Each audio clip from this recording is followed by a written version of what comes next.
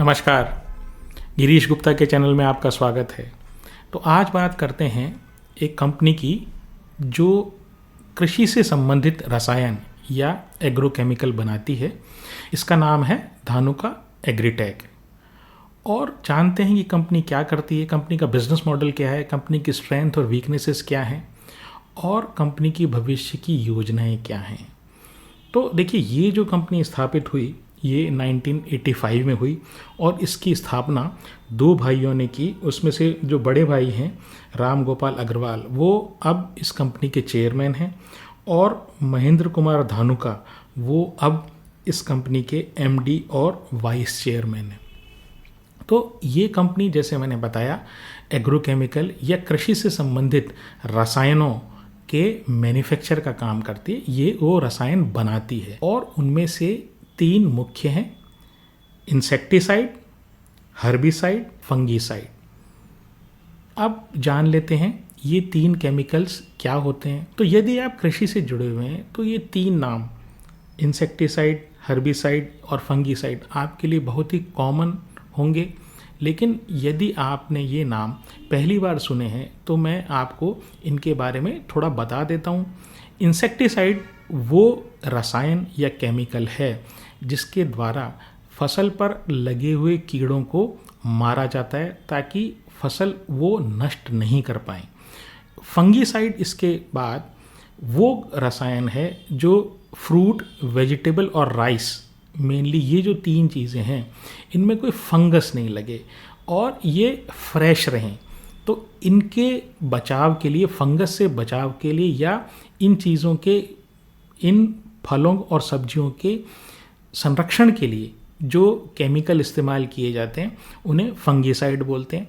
फिर हर्बिसाइड क्या होता है? तो देखिए, हर्बिसाइड वो रसायन है जो खेतों में या जो आपका प्लांटेशन है या जिस भी जगह आप अपनी कृषि कर रहे हैं वहाँ पर जो अननेसेसरी, अनडिज़ायर्ड या जो फालतू की, जिसको खरपतवार बोलते हैं, वो वीड्स अगर उग जाएं तो उनको इनके सहायता से या ये हर्बिसाइड्स या वीडीसाइड्स जिनको बोलते हैं, इनकी सहायता से उस बेकार की उपज को ख़त्म कर दिया जाए। अब जो वीड्स उग गई हैं उसको या तो आप मैनुअली हटा दें। अब वो मैनुअली हटाने में होता क्या है कि जो लेबर की कॉस्ट है बहुत ज़्यादा है, तो मैनुअली हटाने में या खोद के निकालने में उनको या हाथ से उनको निकालने में पैसा ज़्यादा लगता है। और ये जो हर्बिसाइड्स या वीडीसाइड्स होते हैं, इनकी सहायता से आप आराम से इनको नष्ट कर सकते हैं, अननेसेसरी पैदावार को। अब ये जो धानुका एग्रीटेक है,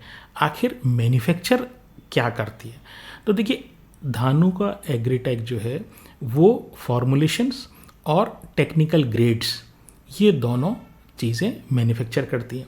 अब इनको समझ लेते हैं कि ये फॉर्मुलेशन क्या होता है और टेक्निकल ग्रेड्स क्या होता है। तो देखिए, रॉ मटेरियल जो हमारा आता है उससे जब आप ऐसी दवाई बना देते हैं जो एक्चुअल कीड़ों को मारने का या फंगस को मारने का या जो अनवांटेड क्रॉप्स हैं उसको मारने का काम करती है, यानी एक्चुअल केमिकल कंटेंट, तो वो टेक्निकल ग्रेड्स कहलाता है। जैसे अगर आप हमारी वीडियोस देख रहे हैं लगातार, तो हमने फार्मा इंडस्ट्री का डिस्कशन करते हुए हमने कई बार बताया है, जो एपीआई होता है वो दवा का एक्चुअल कंटेंट होता है। तो वो जो एपीआई की तरह की जो चीज़ है एग्रोकेमिकल इंडस्ट्री में, उसको टेक्निकल ग्रेड्स बोलते हैं। और फॉर्मुलेशन क्या है? तो जैसे दवाइयों में फॉर्मुलेशन होता है, वो जो एपीआई है उसको आप किसी पर्टिकुलर चीज़ के साथ मिक्स कर देते हैं ताकि आप जो पेशेंट है, दवा के केस में जो पेशेंट है वो आसानी से उसको निगल सके, कंज्यूम कर सके और बॉडी में जाकर वो जो दवाई का कंटेंट है वो आसानी से एब्जॉर्ब हो जाए।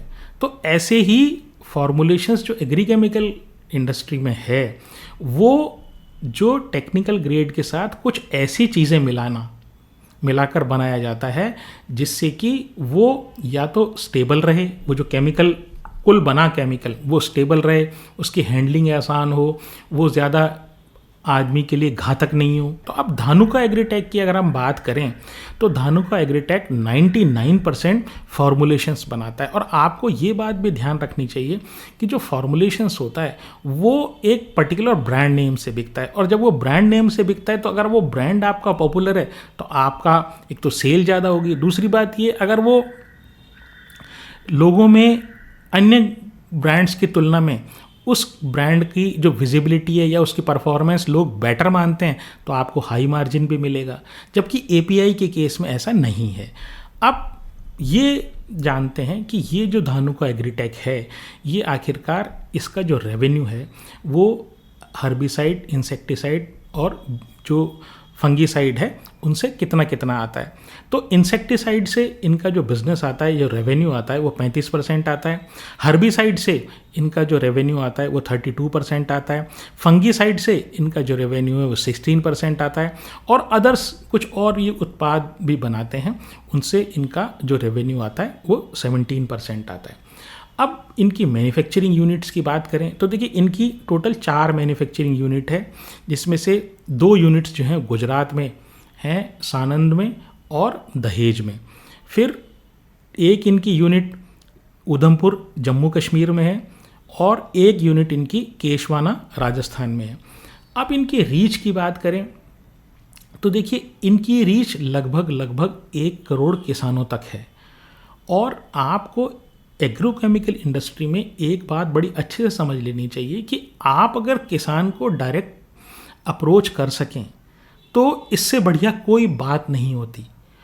और जितना क्लोज बॉन्डिंग किसी कंपनी के प्रोडक्ट का उस किसान के साथ होता है उतना ही ज़्यादा उस कंपनी की रेवेन्यू विजिबिलिटी होती है, यानी उतना ही ज़्यादा उसकी सेल होती है। तो देखिए ये जो है इनके 41 वेयर हाउसेस हैं पूरे देश में, 6500 डिस्ट्रीब्यूटर्स हैं, 80,000 इनके रिटेलर हैं और इनके यूएसए, चाइना और जापान में भी थोड़ी प्रेजेंस है। लेकिन जो एक्सपोर्ट मार्केट है वो बहुत ही इनका मिनिस्क्यूल या छोटा हिस्सा है। ज़्यादातर इनका फोकस जो है या ज़्यादातर इनका जो बिज़नेस आता है वो भारत से ही आता है। इनके 90 से ज़्यादा प्रोडक्ट्स हैं और 300 से ज़्यादा इनके रजिस्ट्रेशंस हैं।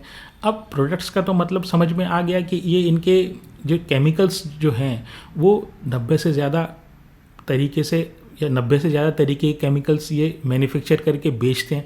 लेकिन ये रजिस्ट्रेशन क्या हुआ? रजिस्ट्रेशन का मतलब ये है कि वो रसायन जो ये पोटेंशियली बाज़ार में उतारने में सक्षम है, वो इसलिए कि जब भी कोई भी केमिकल होता है उसको बाज़ार में उतारने से पहले गवर्नमेंट का एक सर्टिफिकेशन, जिसको रजिस्ट्रेशन बोलते हैं, वो आवश्यक होता है। वो सर्टिफिकेशन ये कहता है कि ये जो पर्टिकुलर केमिकल है ये पर्यावरण को नुकसान नहीं पहुंचाता, ज़मीन को नुकसान नहीं पहुंचाता, और अगर ये पौधों के उपज के माध्यम से या पेड़ों की उपज के माध्यम से अगर ह्यूमन कंजम्पशन में आ जाता है तो मानव पर भी इसका बहुत ज़्यादा प्रभाव नहीं पड़ता। तो ये 300 प्लस रजिस्ट्रेशन जो हैं, आप ये समझ लीजिए कि ये इनके पोटेंशियल वो केमिकल्स हैं जिनको ये बाज़ार में उतार सकते हैं। अब एक ख़ास बात इस एग्रोकेमिकल इंडस्ट्री में और भी है, वो है न्यू मॉलिक्यूल्स का इंट्रोडक्शन। तो जैसे फार्मा इंडस्ट्री में क्या होता है कि कोई भी एंटीबायोटिक का उदाहरण अगर अपन लें तो एंटीबायोटिक, अगर एक पर्टिकुलर एंटीबायोटिक होती है वो इनइफेक्टिव हो जाती है over A prolong period of time, मतलब थोड़े लंबे समय तक जब उसको चलाते रहते हैं तो जो डिजीज़ का वायरस या डिजीज़ का बैक्टीरिया है वो उससे रेजिस्टेंट हो जाता है और उस पर उसका एक्चुअली उस दवाई का असर नहीं होता। तो हमें नई दवाई की आवश्यकता होती है, नई दवाई के मॉलिक्यूल की आवश्यकता होती है। ऐसे ही क्या होता है कि क्रॉप में भी जो पेस्ट्स हैं वो रेजिस्टेंट हो जाते हैं, मतलब वो उस पर दवाइयों का या पेस्टिसाइड्स का असर कम हो जाता है या बिल्कुल नेग्लिजिबल हो जाता है। तो इनको नए रिसर्च एंड डेवलपमेंट के थ्रू, एग्रोकेमिकल कंपनीज़ को रिसर्च एंड डेवलपमेंट के थ्रू नए नए मॉलिक्यूल्स लगातार इंट्रोड्यूस करने पड़ते हैं। दूसरा कारण ये होता है कि जो मॉलिक्यूल होता है, नया मॉलिक्यूल आता है, वो आपको हायर मार्जिन देता है।